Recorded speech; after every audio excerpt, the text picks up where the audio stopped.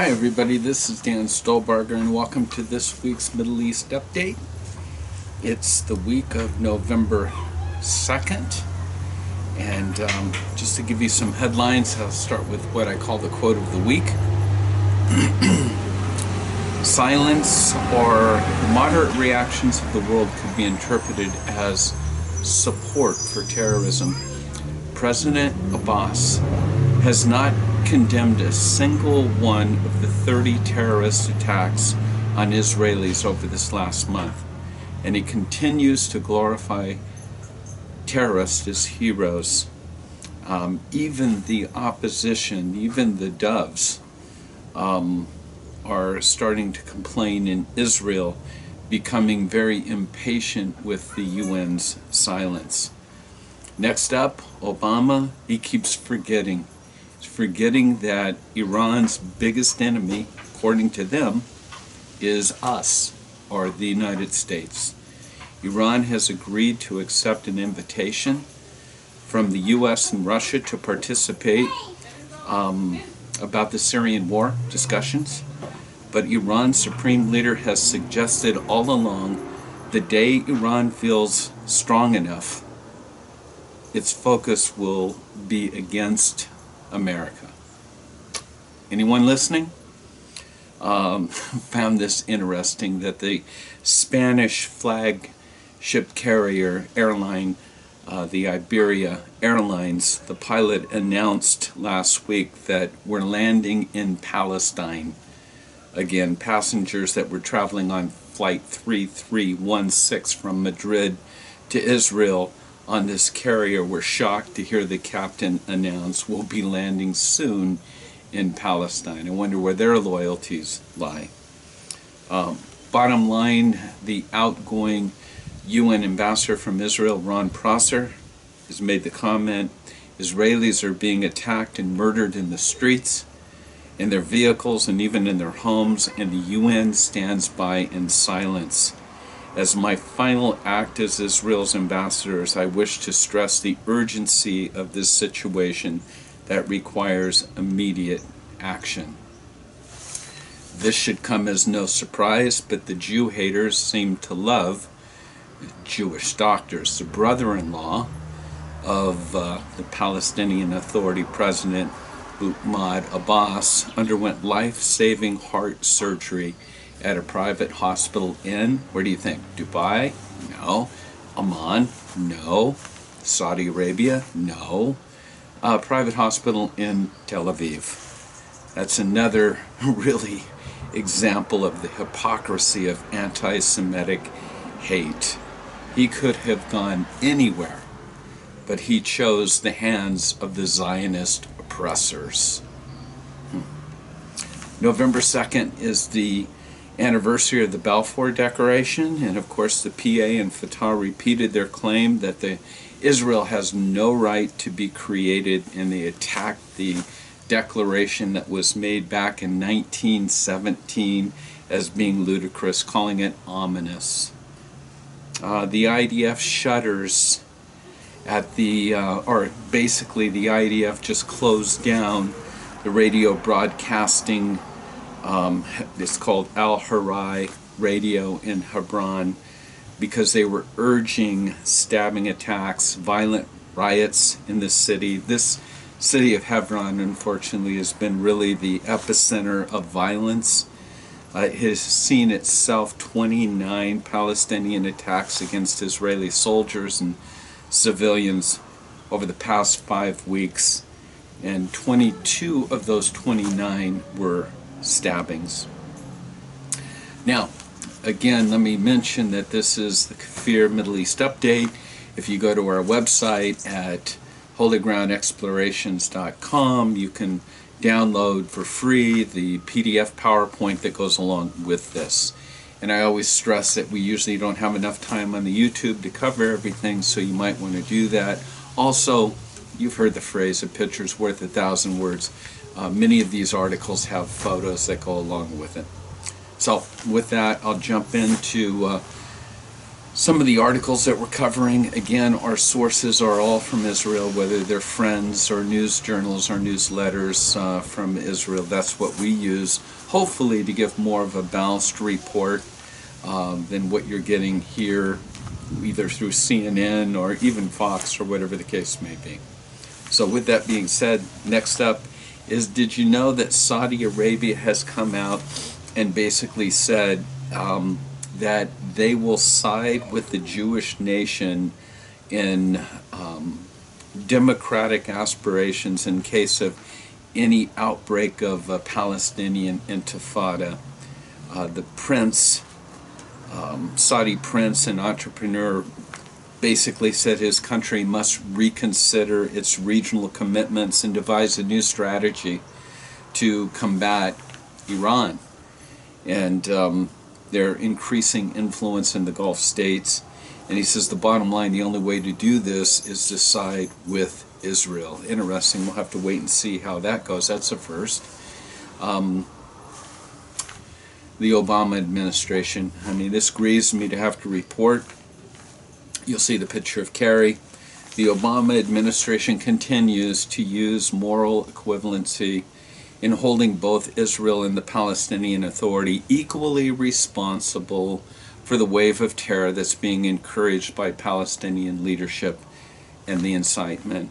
Secretary of State Kerry begins by explaining that the current situation in Israel is not sustainable.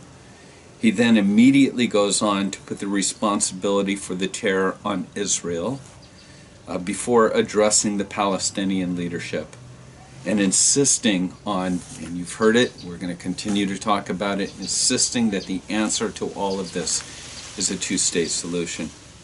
Kerry clearly chooses to ignore years of Palestinian incitement and the many billions of dollars that have been squandered by Palestinian leadership, which has grossly neglected the needs of its own people.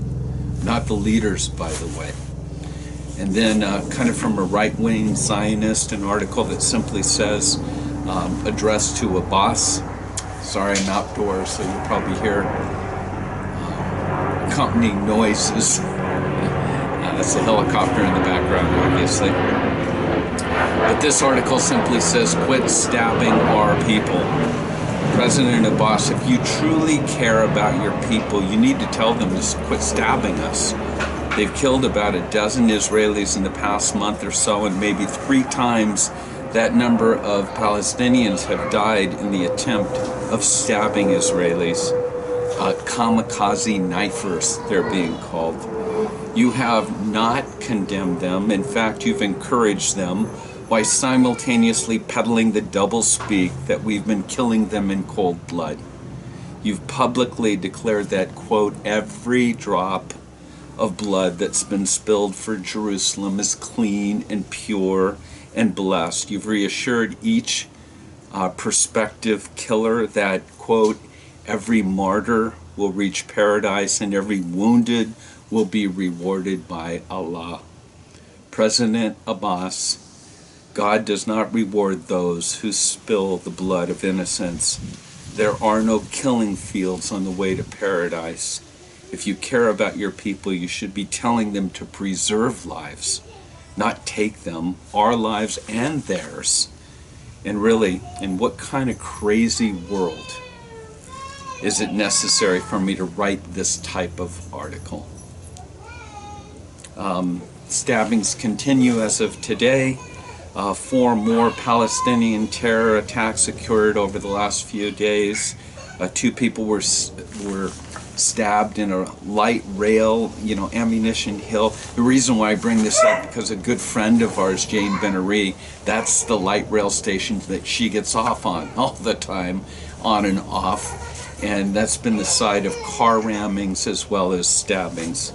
And so 2 people were stabbed there in the suburbs of Tel Aviv. And listen to the ages. A 71-year-old was stabbed. An 80-year-old was stabbed in Netanya. And then we just heard today that an Israeli was struck by another one of these intifadas or car fadas or car rammings or whatever in the West Bank right outside of Hebron. And finally, there's a cartoon here with the Palestinian Media Watch that was tweeted by the Fatah movement yesterday. It repeats the Palestinian libel documented by the PMW that Israel is fabricating these stabbing events as a pretext for just killing Palestinians. The cartoon shows 6 Palestinians lying dead in pools of blood, and the Israeli soldiers walking by with a basket full of knives, planting a knife by each dead body. Again, this is circulated through the media, the Palestinian Authority, and we wonder why the violence doesn't end. It's being continually being fed deception and lies. In the PDF, you're going to see a letter from our friends with a group that's called United for Israel. And at the end, they just say, the people of Israel need your support right now. Thank you for taking the time at this moment to stand and be united with our country and the land of Israel. And I guess I want to end with that. I was asking my wife today as I was thinking about how to conclude this presentation and thinking that, how would you answer the question of why should Christians go to Israel right now? Because of everything that we've heard and everything that we see, it doesn't seem like a quote safe time to go. And I found her response interesting. She said, when a friend is hurting, is in trouble, a true friend will go and stand with them and be with them, and sometimes even just sort of what's called set shiva with them, which is just your presence being there. I know in the situation that we're in right now with our son going through cancer treatment and kind of being out of our element alone and down here in San Diego, just a word, just somebody texting or a Facebook post saying, hey, we're with you or whatever. You never underestimate how important those things are. And so with everything that Israel is going through at this time, friends will go. Friends will stand besides. Friends will do all that they can when a friend is hurting or in trouble or being victimized by what we see today. And friends pray. And so let me encourage you to make sure that you do just that. Pray for the peace of Jerusalem. Pray for the leadership of Israel. And with that, I'll kind of sign off. Again, this is Dan from Chula Vista, East Lake, California. And Middle East update. Make sure to go to the website and get that PDF PowerPoint as well. So God bless you, and I wish you God's shalom.